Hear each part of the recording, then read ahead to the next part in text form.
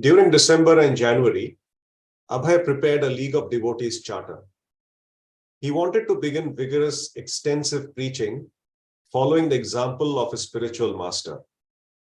Once he began to set his goals to paper, the project immediately began to expand beyond Jhansi, beyond India.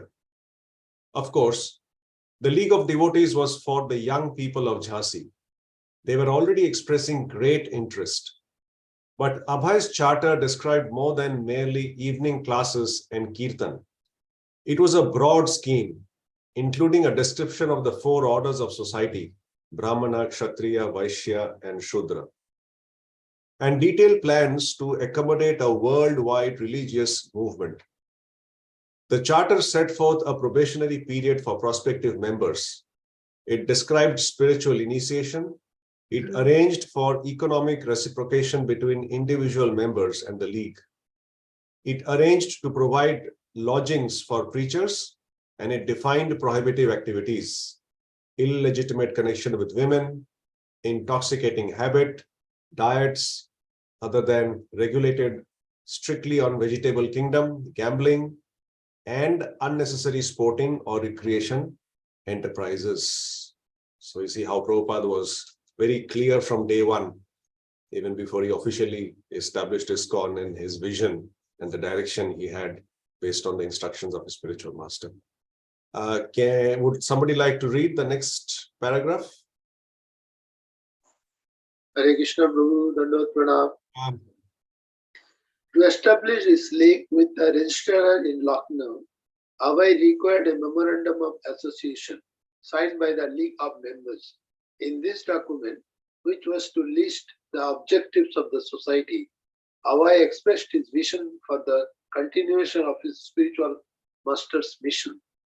Like his god brothers who had created new modes after the dissolution of the Gauriya Math, Abhay was forming a new branch of Gauriya Sampradaya to be called the League of Devotees. He was not simply claiming proprietorship of a few buildings. He was establishing a Krishna conscious society that would expand into world movement. His intentions were clearly not insular, but were directed towards creating centers for spiritual development all over the world. Abhay wrote, Lord Chaitanya revealed the transcendental process of approaching the absolute Godhead, and in his teachings, nothing appears to be absurd from the point of human reasoning, and nothing against any religion as accepted by the human and civilized world. In enumerating the League's goal, it included the opening centers of in all parts of the world, thus establishing the League as an international organization for spiritual development through education, culture, as also by recruiting members from all nations, creeds, and castes. The League would publish literature in many languages and print a monthly magazine, Back to Godhead. Thank you, Prabhuji. Hare Krishna. Hare Krishna. Somebody else? Oh, just 2 lines.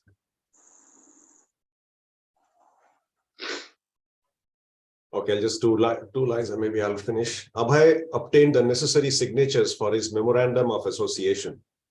He then took the train to Lucknow and on February 4th, paid the deposit of 50 rupees and filed his application. He returned to Jhansi. Should we just finish here, Mataji, or want us to continue? I think it's all right, Prabhuji. Thank you. Okay, we'll finish here. Okay, thank you very much. Srila Prabhupada ki jai.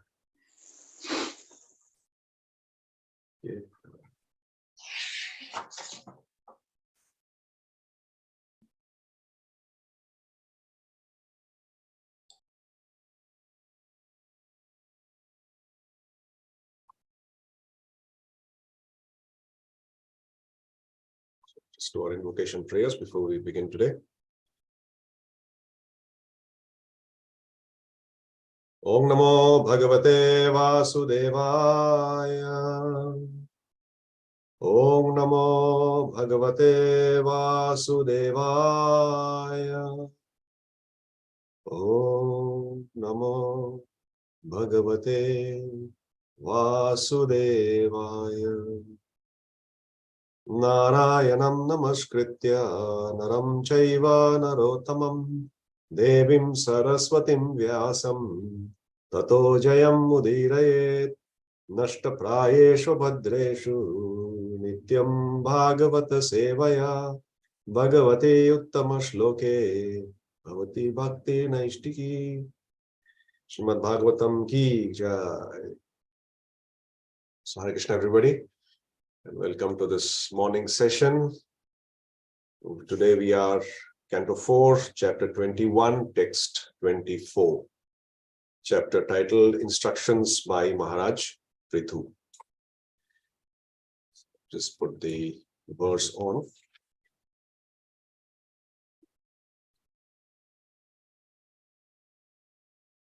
Ya uddharet karam raja praja dharmeshva shikshayan prajanam shamalam bhunkte bhagam cha swam jahati saha. Ya uddharet karam raja praja dharmeshva shikshayan prajanam shamalam bhunkte bhagam cha swam jahati saha. Ya uddharet karam raja praja dharmeshva shikshayan prajanam shamalam bhukte bhagam cha swam jahati saha.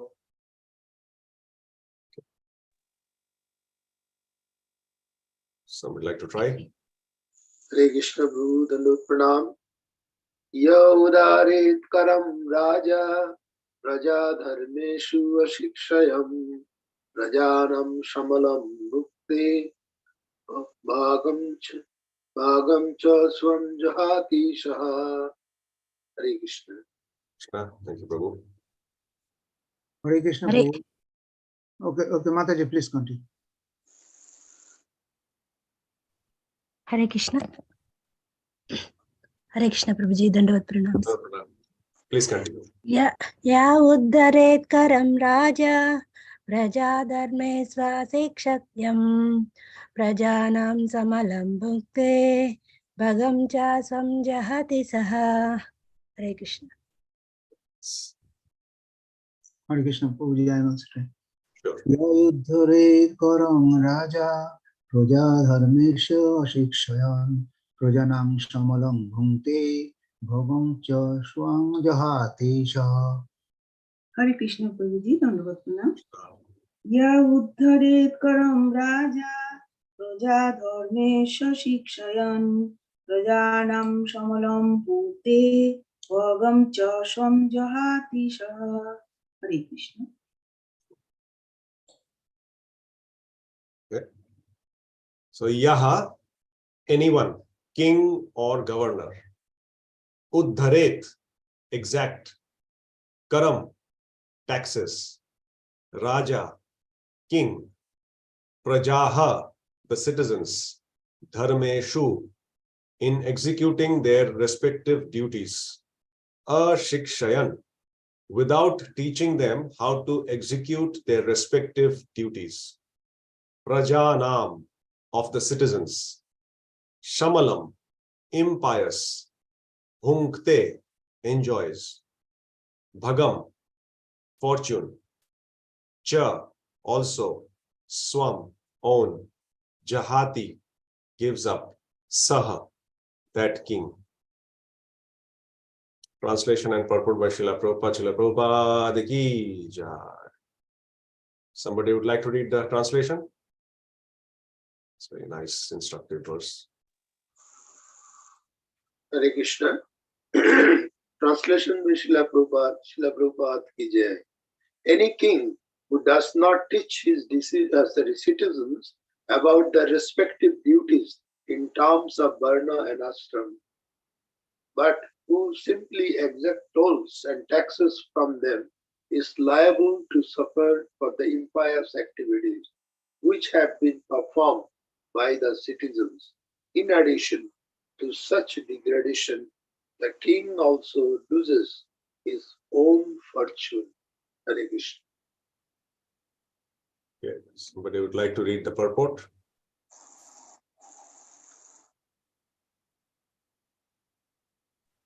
Hare Krishna Prabhu. Yeah. A king, governor, or president should not take the opportunity to occupy his post without also discharging his duty. He must teach the people within the state how to observe the divisions of Varna and Ashram.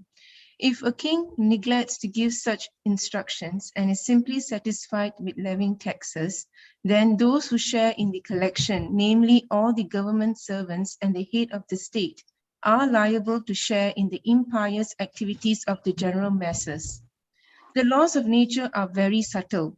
For example, if one eats in a place which is very sinful, he shares in the resultant reaction of the sinful activities performed there.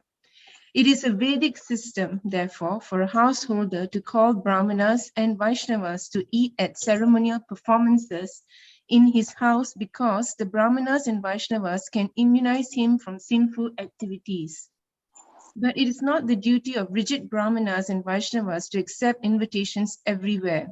There is, of course, no objection to taking part in feast in which prasad is distributed. There are many subtle laws which are practically unknown to people in general, but the Krishna conscious movement is very scientifically distributing all this Vedic knowledge for the benefit of the people of the world. Thank you very much, Mataji. Om Ajnana Timirandhasya Jnananjana Shalakaya Chakshurunmilitam Yena Tasmai Shri Gurave Namaha. Namam Vishnu Padaya Krishna Presthaya Bhutale Srimate Bhakti Vedanta Swami Niti Namine. Namaste Saraswate Deve Gauravani Pracharine Nirvishesha Shunyavadi Paschatya Deshatarine. Jai Shri Krishna Chaitanya Prabhu Nityananda Shri Advaita Gadadhara Srivashadi Gaura Bhakta Vrinda. Hare Krishna, Krishna Krishna, Hare Hare, Hare Rama, Rama Rama, Hare Hare. So this is a very, very nice verse. And before we come to this, I just thought, sure everybody is following it and knows the sequence of how we've come to this verse and why Maharaj Prithu is instructing or he's saying in this verse what he wants to convey. So this chapter has 52 verses, and essentially it's something that is flowing from Vidura's question. You see, in the beginning of the chapter, if you recollect, Vidur wanted or showed his eagerness to hear more about Maharaj Prithu, because it is said that the first ideal king of this planet was Maharaj Prithu. And he did many, many important activities through his own example, through his instructions.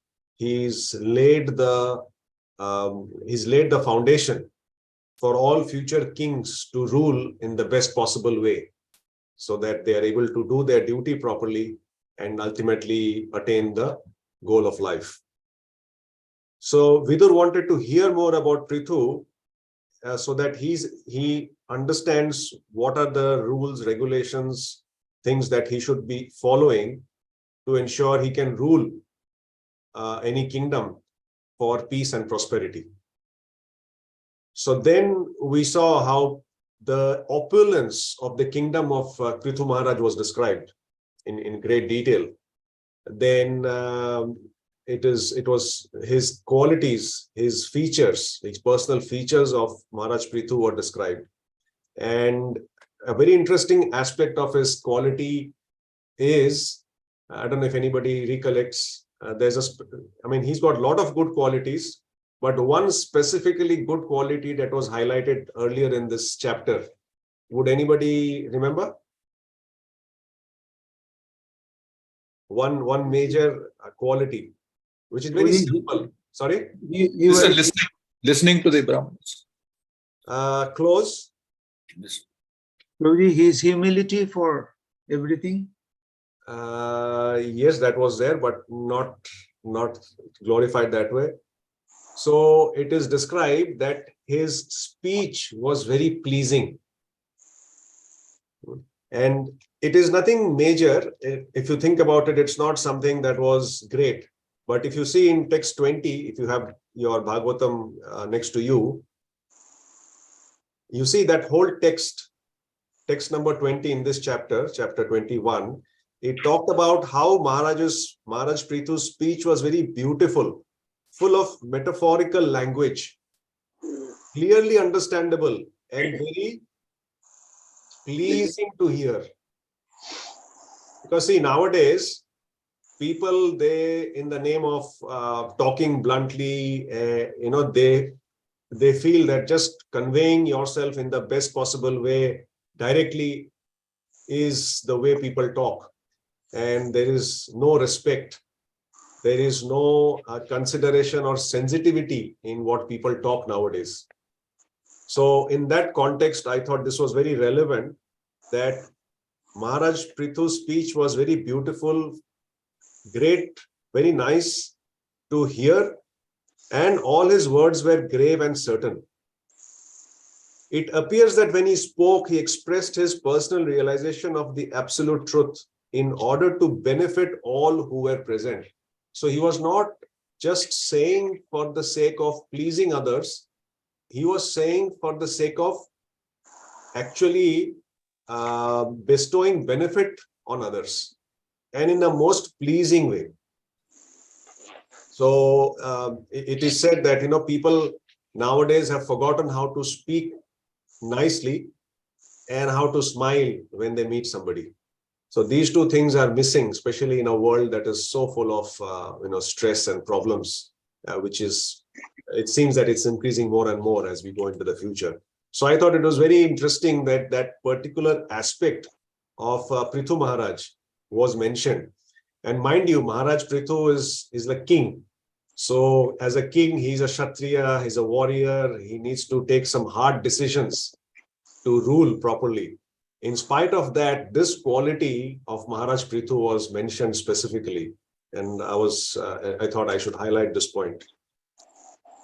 And then, of course, it talked about how he performed this great sacrifice, not the horse sacrifice, but thereafter he performed another sacrifice where he worshipped all the visitors who were invited or who came, and he addressed the members of the assembly, whoever had come there.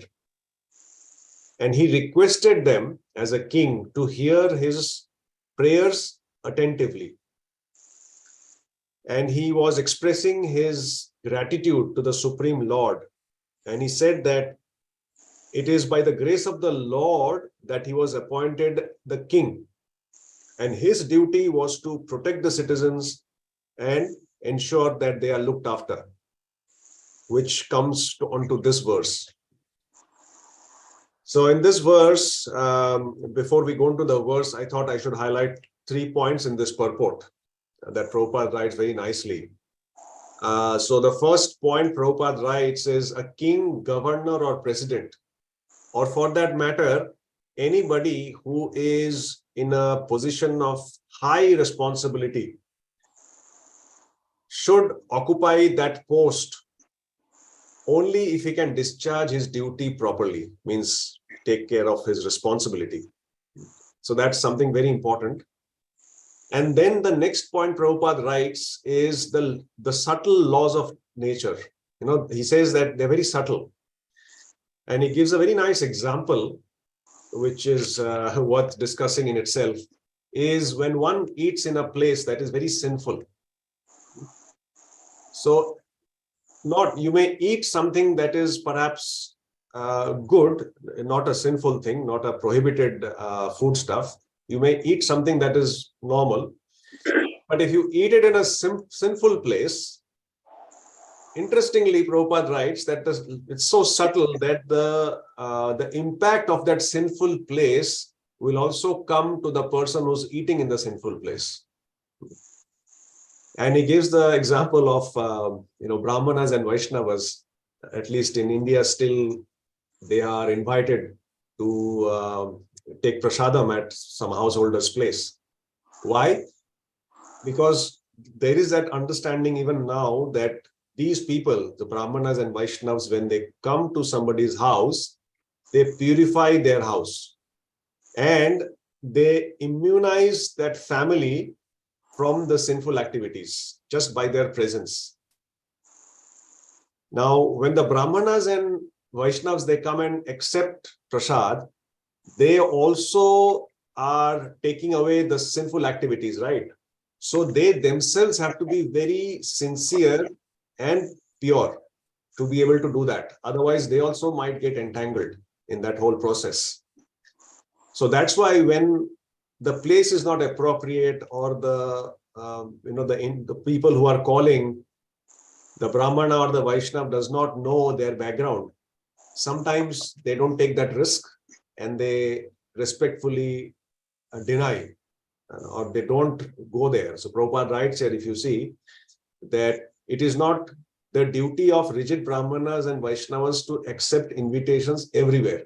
So just because somebody has called doesn't mean we have to go, or they need to go.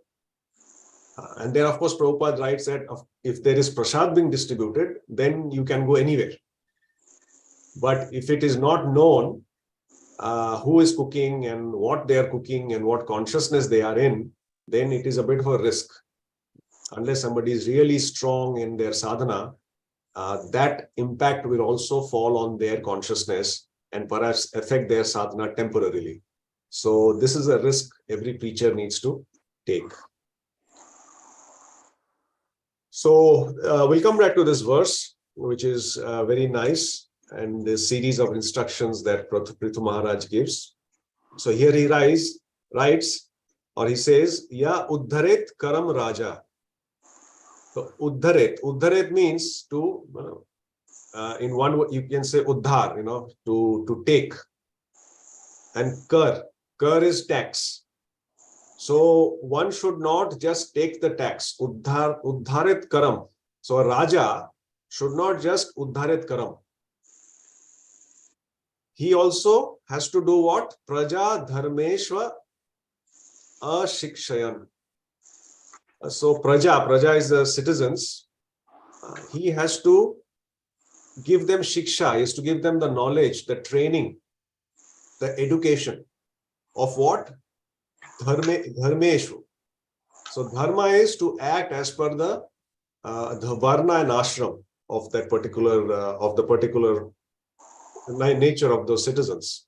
So it is a duty of the king not just to uddharet karam, but to give shikshayan about dharma.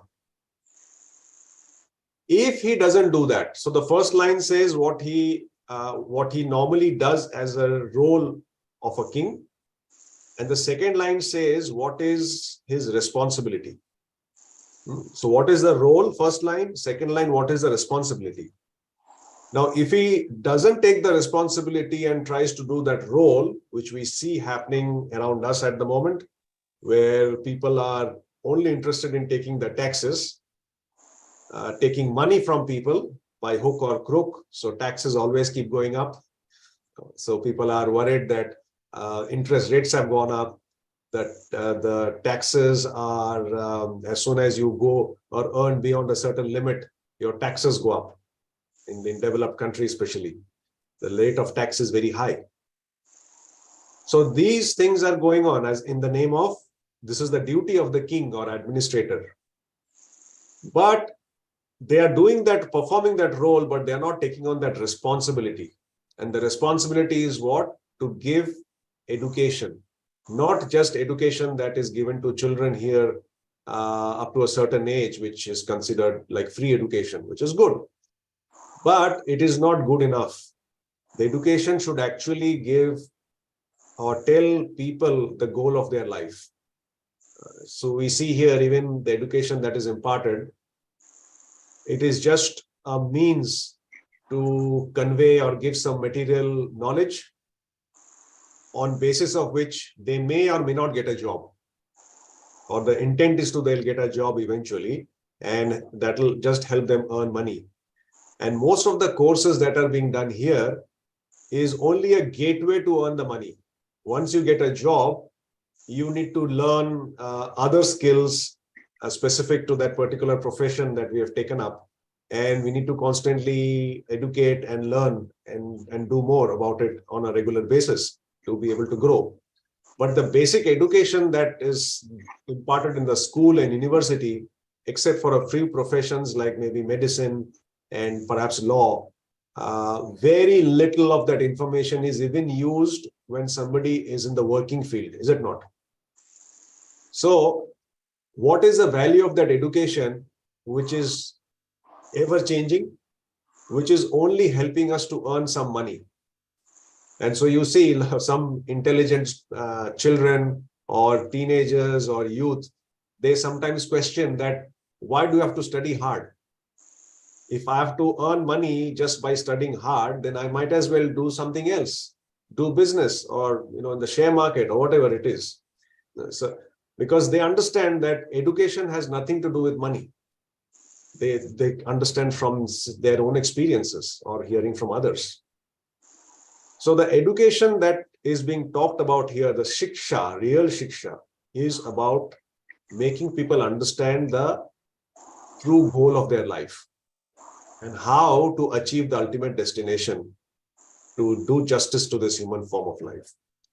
If that is not there, then, and if the Raja or the authority is extracting taxes, the third line and the fourth line of this verse, they talk about the consequences the Raja or the authority has to face.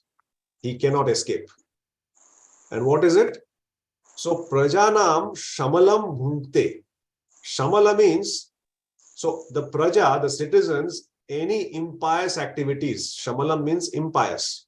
So, all the impious or sinful activities that the citizens perform, what happens? Bhunkte. Bhunkte bhojate, bhojayate chaiva. So bhunkte is, it is enjoyed by the king. I mean, in one way we know that, of course, the king will not enjoy somebody's sinful acts or impious activities, or the results of those impious activities. They are usually not very palatable. They are miserable. But it is mentioned here that the king will be forced to take on the reaction of the impious activities of the citizens if he doesn't do his responsibility, if he doesn't fulfill his responsibility. That's one consequence. The second consequence in the fourth line is bhagam cha swam jahati saha. So bhaga is bhagya, the fortune. If the king has performed pious activities, he comes from a very good lineage, he's got good culture, good piety, then he accumulates, he gets in the mode of goodness, or he may be having a lot of, pious credits from his previous birth, his current birth, his upbringing. But if he's not able to do his responsibilities properly, the pious credits that he has accumulated, what's going to happen? Swam bhagam. Jahati saha. So all of these pious credits that he's accumulated will be completely gone, destroyed. Why? Because he didn't do his responsibilities properly. Such a, big consequence for a king. You can imagine, in a kingdom, there are so many citizens. So how can a king be responsible for each and every citizen? And if somebody is doing something wrong, how will the king take the reaction of those citizens who are doing impious acts?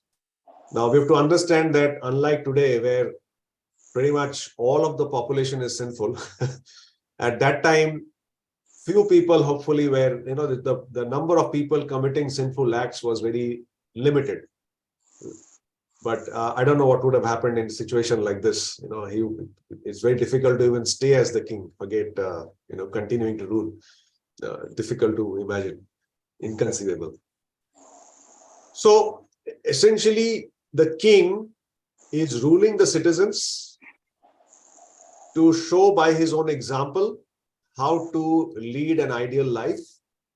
And he takes on the responsibility of training people up so that they are able to lead an ideal life and ultimately reach their destination. Yadyat acharati sreshthas tattat eve tarojana. So we hear from Bhagavad Gita. And it is said that the king, the role of a king is very, very, very important. See, unfortunately, what happens is when we say king, what comes to mind? Opulence, fame, right? Lots of queens, lots of ornaments, valor, and fighting and war, and he's like the big hero, adored, very famous. So we see that aspect of the king, which is true. That aspect is there. It is not unreal. That's how it is. But what we fail to understand is what goes on behind the scene. To become a good king and to remain a good king needs a lot of endeavor, ongoing endeavor, and a lot of responsibility falls on the king's shoulders to take care of his citizens. Now, that is not a very palatable side of a king's personality. So that is not something that is discussed, or it is well known amongst the general public. So king, oh, he's like that. But he also has to do this work, this responsibility.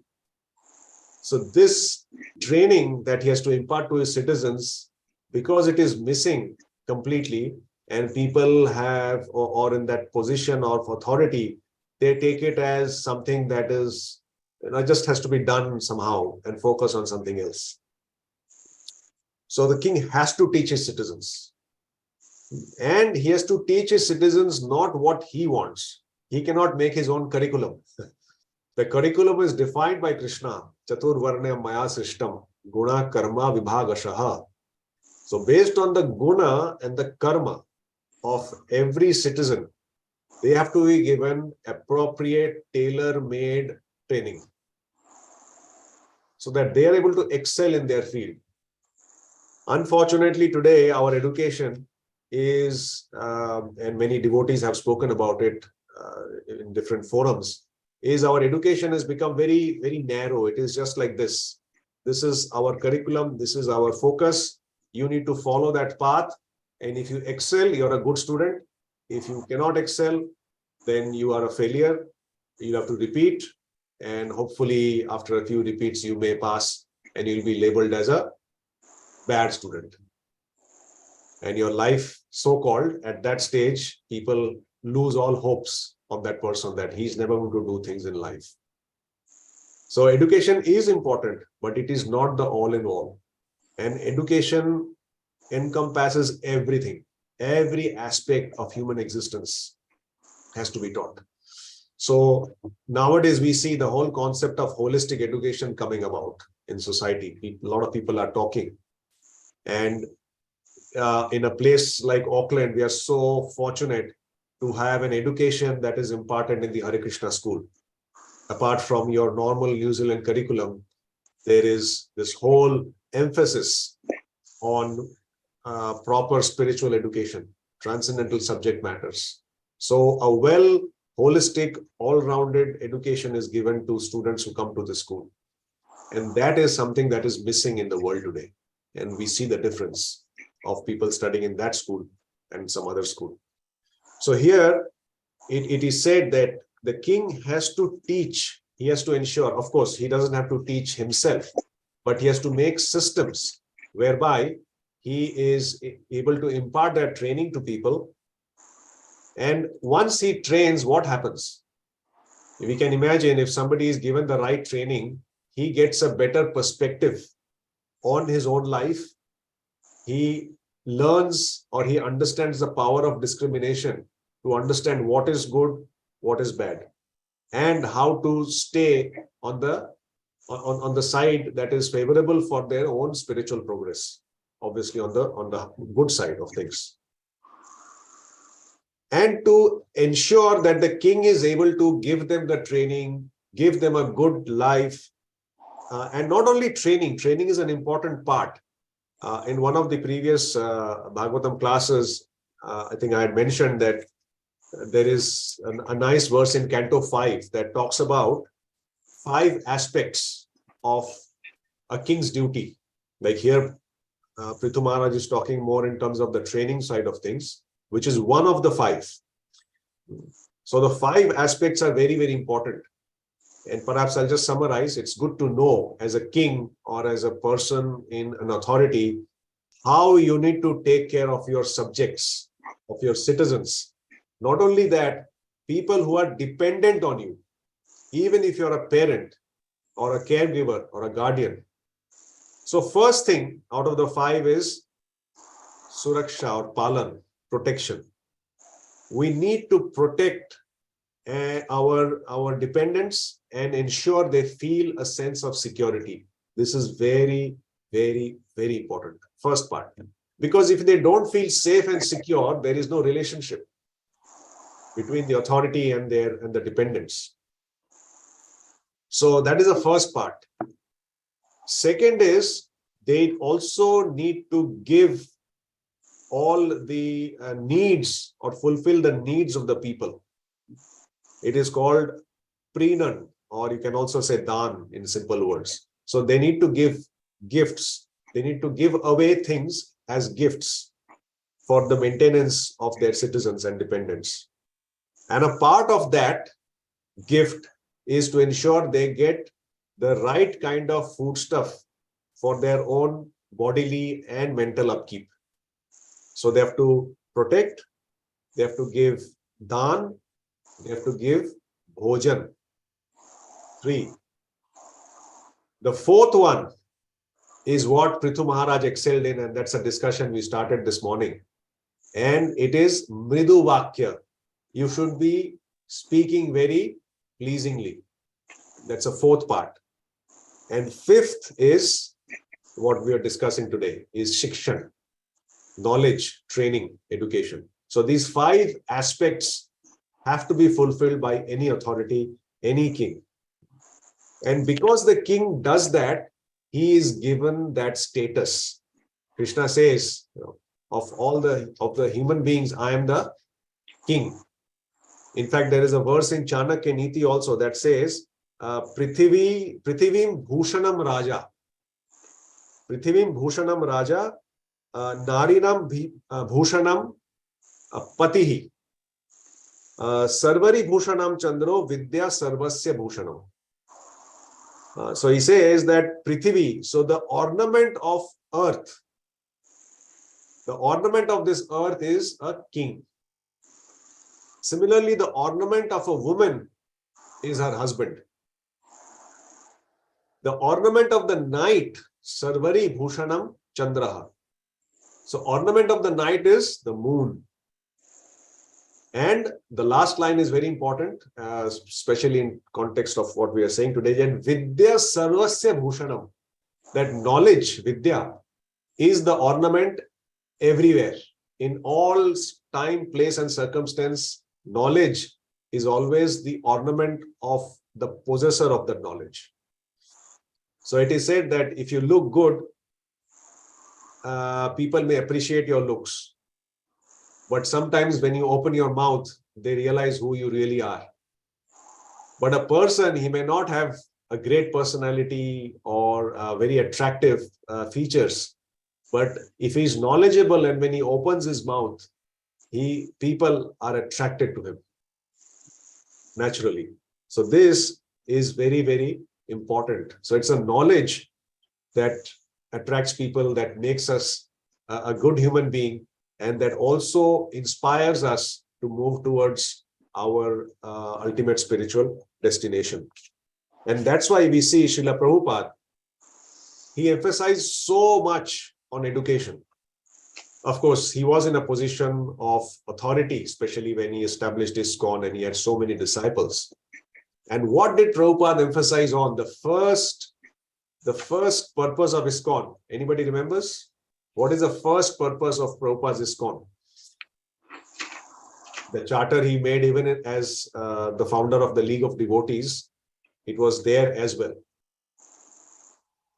Anybody remembers, would like to share? What was the first? You may not To say. educate people systematically. Yes, to educate people systematically. Systematically. And the second part of that? Spiritual And knowledge give, and spiritual and- techniques. So to impart spiritual knowledge and to Techniques. the second part.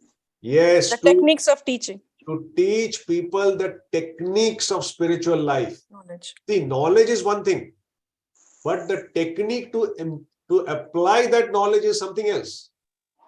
So in one purpose itself, Prabhupada mentions that first you have to give the knowledge, then you have to teach people the technique of applying that knowledge. And that's why we need Sadhu Sangha. Just by reading Bhagavad Gita or Bhagavatam, we cannot make it. We cannot move much. It has to be done in association. Why? Because we have to apply that knowledge. Even the instruction that Maharaj Prithu is giving us, we have to understand it in the right context with the devotees who have assimilated that knowledge, who have applied that knowledge. With such devotees, we have to listen, hear, and understand Bhagavatam.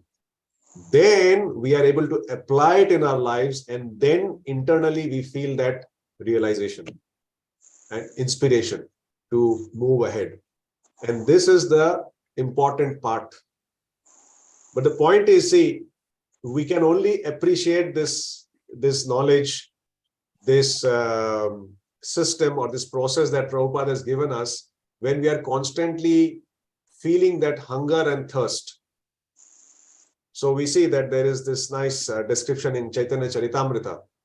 I think it was Sanatan Goswami or Rupa Goswami. I think Sanatan Goswami, who said that Kayami, when he came and met Chaitanya Mahaprabhu for the first time, he was a learned scholar, as we know, very opulent, very knowledgeable. Still, when he came in front of Chaitanya Mahaprabhu, what was his mood? He says, Kayami, who am I? Am I Jor Traptoy? That I am completely in this miserable existence. And iha nahi jani kyamone hit hoy.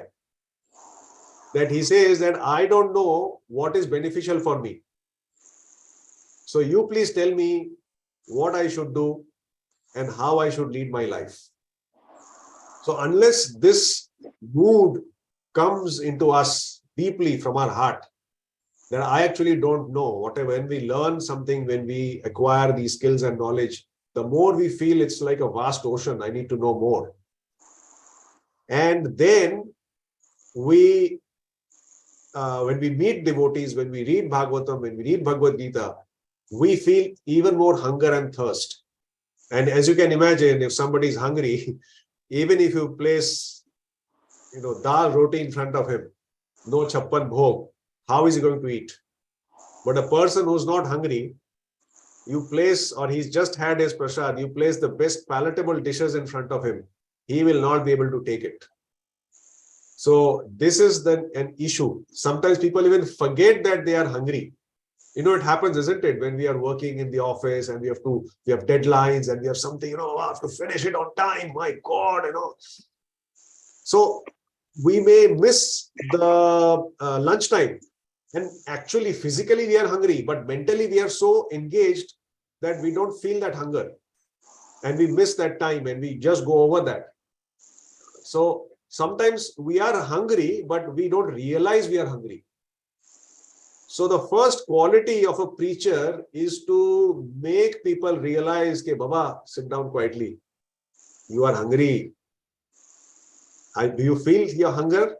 Maybe a little bit. No, just relax. Just relax. See you're hungry." And the more they relax and they are open-minded, they realize actually they are hungry. Actually, they are thirsty. So when we have what we call the icebreakers or just connectivity sessions with new people, it is to make them relax, to lower the guard, and to make them understand that they are hungry and thirsty. And once they express or they concede that yes, they are indeed hungry and thirsty, then the food can be offered. And what is that food? Is Prabhupada, Srila Prabhupada's teachings from Bhagavad Gita and Bhagavatam. So this training is not just at the level of the king.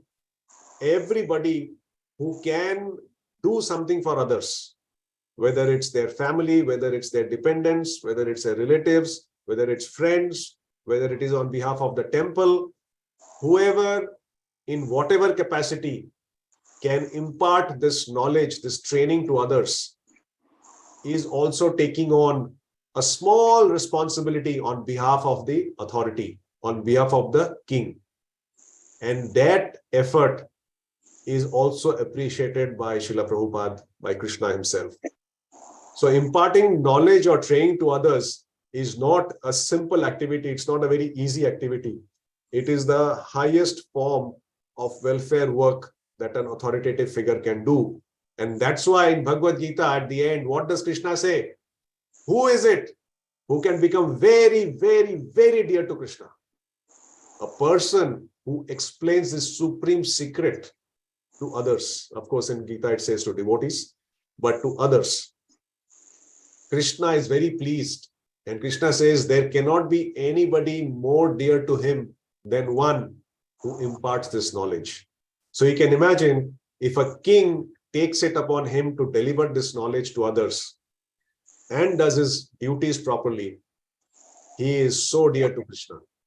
And his going back to Godhead is certain. And along with that, because people are following him, the citizens also will go back to Godhead. And that is the whole purpose of this Vedic education, this Vedic knowledge that we are now trying to revive in a world that is completely divorced from this education. So Prithu Maharaj's instructions in this whole chapter is very, very illuminating. We should meditate on each of those instructions, take out what is most relevant for us that can be implemented in our lives, do it, and spread this word to others so that others also can benefit from these instructions. Prithu Maharaj ki jai, Srila Prabhupada ki jai, Nitai Gaur Premanande, Hari Hari Bol. Thank you very much. I'll open it now for any questions or comments or additions that I might not have touched on.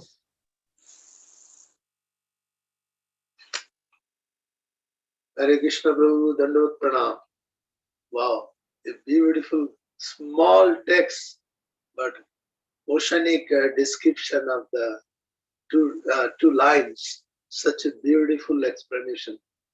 Yeah, I was just trying to read it and trying to understand, but today what I heard from you is simply different from what I understood earlier. It's a very oceanic knowledge that you have imparted today.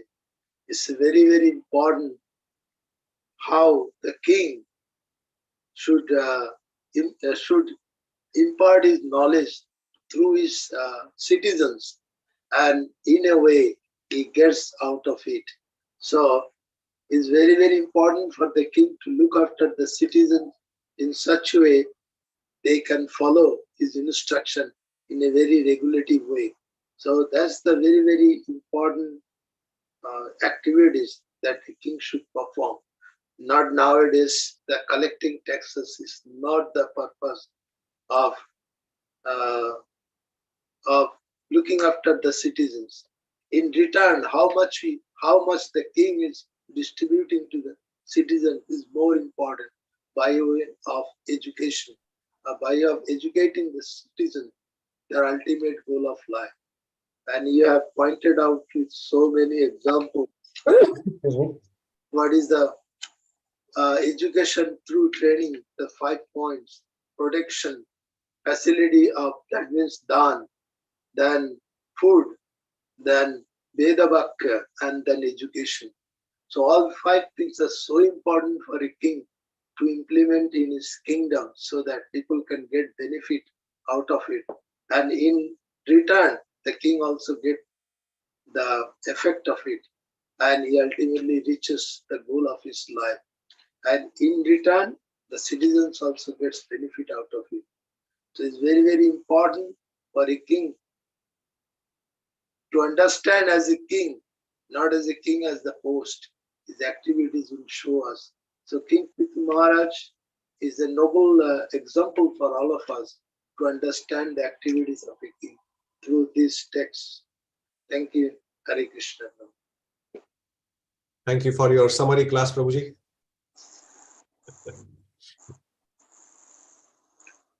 Okay, any other comments? Hare Krishna Prabhuji, Dandavat Pranam. Now, Here is a nice class after left Bhakti Shastri course. After a long time, again you have the opportunity of hearing from you, and the great opportunity as a great teacher you have taught at us.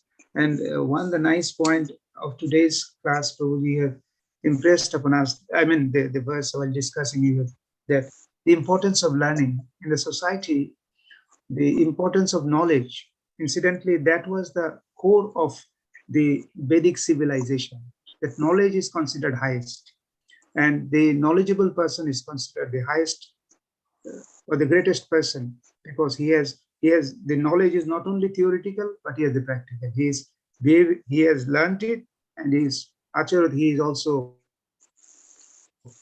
by his example, by his behavior, he is showing others the importance of the knowledge by his behavior. And just reminding me of my college days when I entered the University of Calcutta, where I had my graduation, and the logo was that advancement in learning. But someone was joking at the time, it is not advancement in learning, it's advancement for earning. And unfortunately, that has become the order of the day everywhere, not only there, everywhere. The education is meant only for earning money and to get a place in society, to earn money, and by that way you show your position. So instead of knowledge, the fortune or the money has become the importance of the society now, and we are facing the consequence of that. But the very essence of this the verse is that the knowledge is most important, and for human life, that knowledge which makes a person complete in his life, that knowledge is very important. And it is not only the individual's responsibility to learn, but the king or the administrators in every sphere, they have the responsibility also to make people feel that it is important. You have to do that in your life, and in this way, he can direct the society, that the whole society can move to the achieving the goals of human life through Varnashram system. The Varnashram system was designed for that, and the king has a very important role to administer that in his kingdom, and in this way the whole society can progress. And so that was a very, very important point you have highlighted, and that is the point I think I have taken from this class. Thank you, Prabhuji, for the nice class.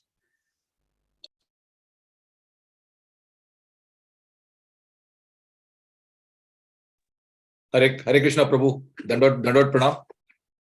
Thank you so much for such a nice realizations and references from the various scriptures. So especially, I think even Tulsi Sevya was mentioning that point where you realize people don't realize that they are hungry. No, that is the first thing. So unless you make them realize that they are hungry, there's no question of them asking for further knowledge. Yes, that's where we really like that point what you said. And also, Prabhu, like I just wanted to inquire.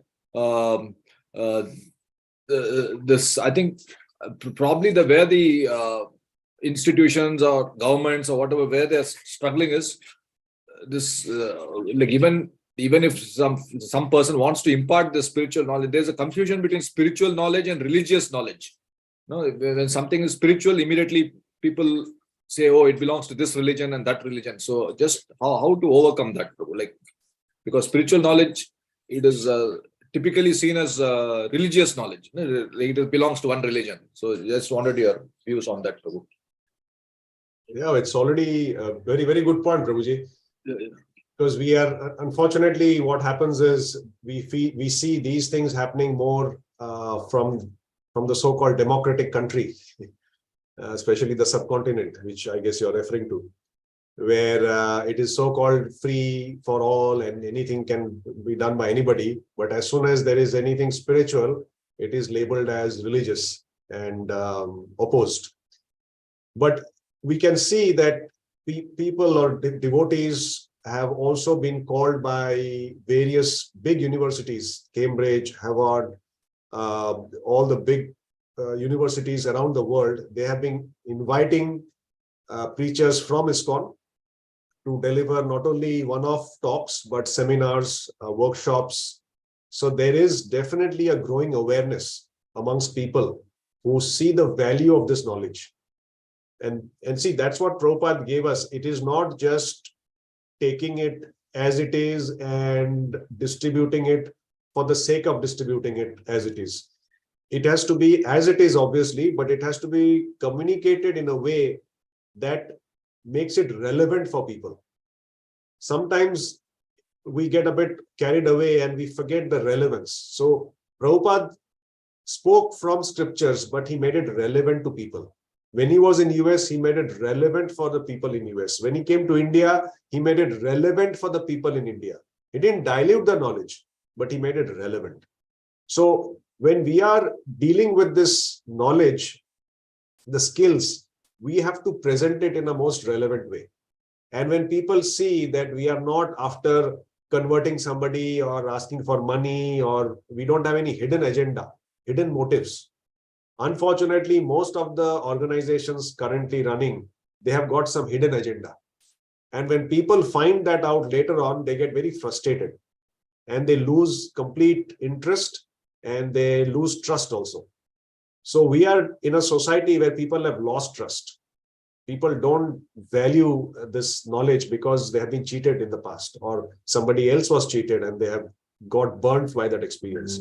So we just have to keep at it. It's not an easy way.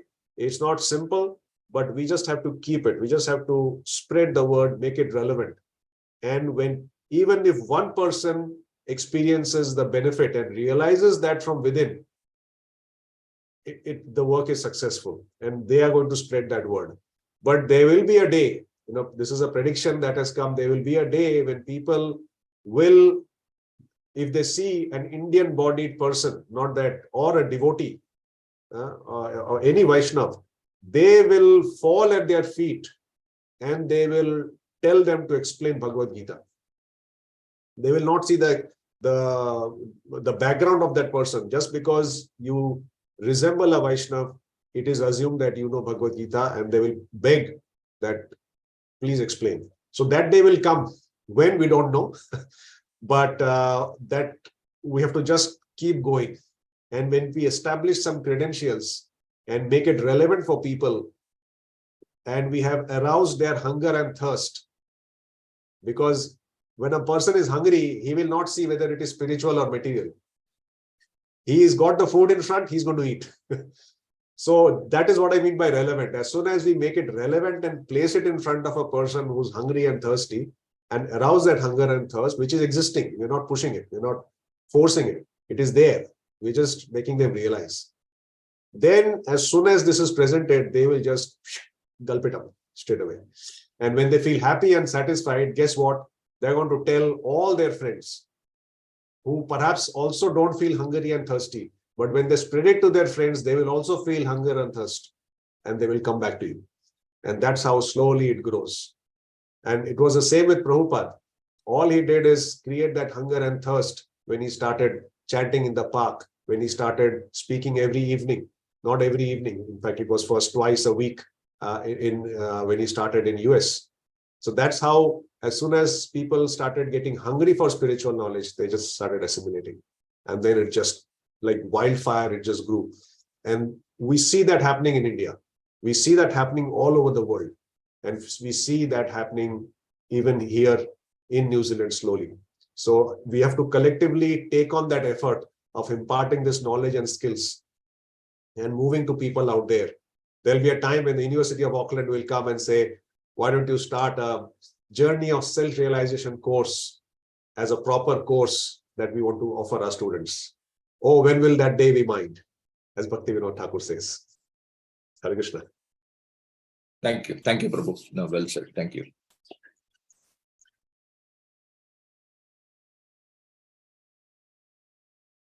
Okay, any other comments, questions?